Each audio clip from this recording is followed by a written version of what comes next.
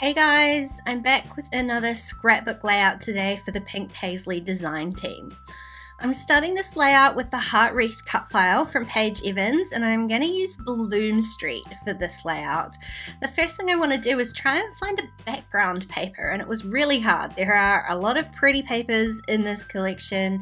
I just wanted one that was going to work with my photos but also really show off that cut file, and I wanted something that had a little bit more contrast. So in the end I decided to go with this really pretty teal arrow pattern. I've got a couple of photos for this layout. This was sort of the last pretty rose for summer. I cut it and popped it in a little vase on my desk so I could really enjoy it. It was a bit of a bittersweet moment for me. I'm definitely not a fan of the winter months, so the last rose of summer is always a little bit sad. I'm going to use a whole bunch of puffy stickers later to create my title. I just wanted to see whether there was something in there that I could use. And now I'm just going to go ahead and back this cut file. I am not going to back the cut file though, perhaps in the way that is standard. I don't want to back all of the cut files. You know I'm not a fan of backing cut files. It's a little bit too tedious for me. And so what I'm going to do, instead of backing all of these tiny little flowers, I'm just going to back a few of them. I'm going to leave some of the cut file plain. I really love the way it looks, sort of contrasted against that background paper. But what I'm going to do is use the flowers that I do back to create my sort of 3 visual points of interest on this layout. So you can see what I'm doing here to back each of these flowers. I am using the 6x8 paper pad because I find that the smaller patterns tend to work better for backing these smaller pieces on a cut file. You just see more of the pattern that way. So I'm using a few pages, a few patterns from this cut file. I want to keep everything kind of pink and sort of warm toned to contrast with the cooler toned background paper. And the other thing I did use was these little 2x2 swatch books. They're very handy for backing small cut files like this too. So I'm using pinks, and I've got those 2 little yellow swatches, and I also found this piece from one of the cut apart papers that has this really pretty coral color, and I'm going to use that as well. I'm just avoiding the parts that are sort of printed on, and it's going to just use that corally colored background. So to back my cut files, I just flip the paper upside down, I flip my cut file upside down, I trace around the outside edge, and then I use my scissors and trim just inside that line, and then I can go ahead and adhere that onto the cut file. I'm just using a little fine liner bottle with some liquid adhesive. This is just a cheap PVA glue that I've got, and it works really well. So you can see here I've got 3 sort of clusters of backed cut files. One's going to sit by my photo down here on the right, and the other 2 I've just separated a little bit up on the top left. Now to adhere this cut file down onto the background, it's a tiny bit difficult because I haven't actually filled in most of the cut file wreath. So I'm going to add a little bit of craft foam just to give some dimension behind the flowers that I have backed. And then the rest of the cut file I'm going to glue directly onto the background paper, sorry. I didn't necessarily glue all of it down, just enough places to keep it secured onto the paper. So some of those leaves and flowers, it just gives a little bit more dimension. They can sort of pop off the page a bit.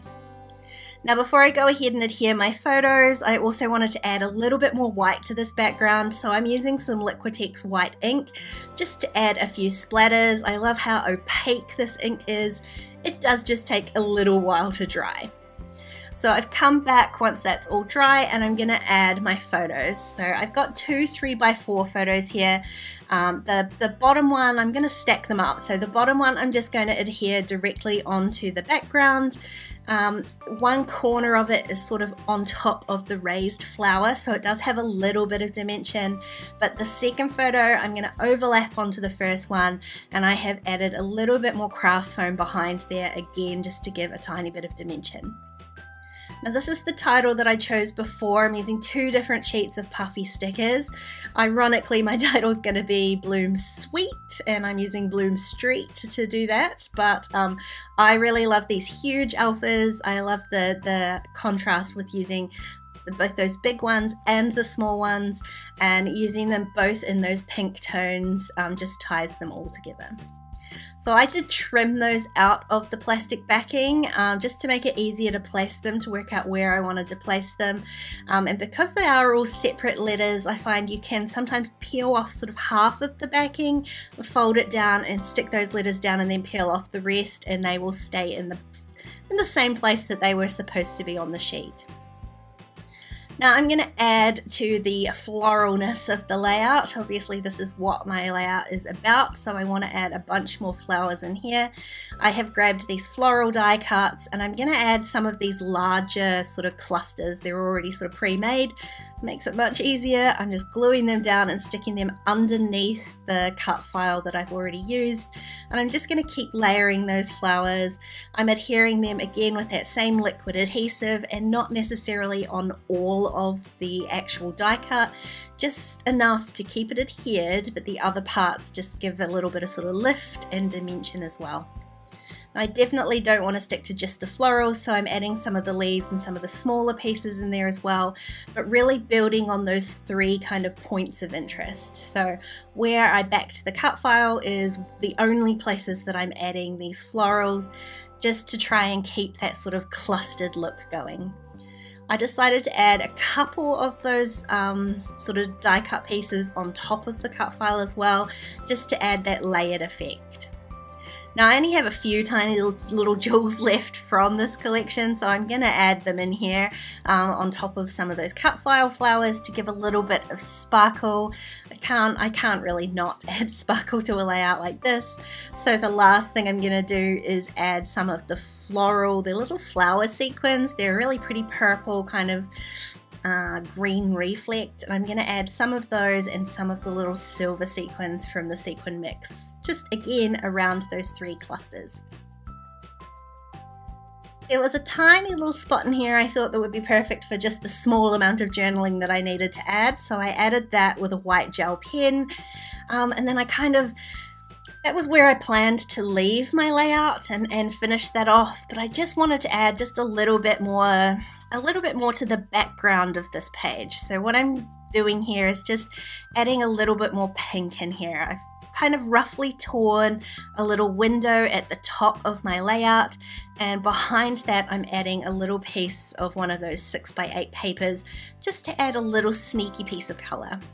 So I just use my fingers to really roughly like tear and fold those papers down, and then I'm adding those the papers behind, with some double-sided tape, lining them up, and it just adds a little bit more interest to the background. And that's my layout done. The prettiest, floraliest last layout of summer using the really gorgeous Bloom Street collection. If you enjoyed this layout, please give it a thumbs up, and don't forget to subscribe to my channel if you haven't already. If you want to keep watching, there are a couple more videos on screen. Otherwise, I'll see you next time. Bye guys.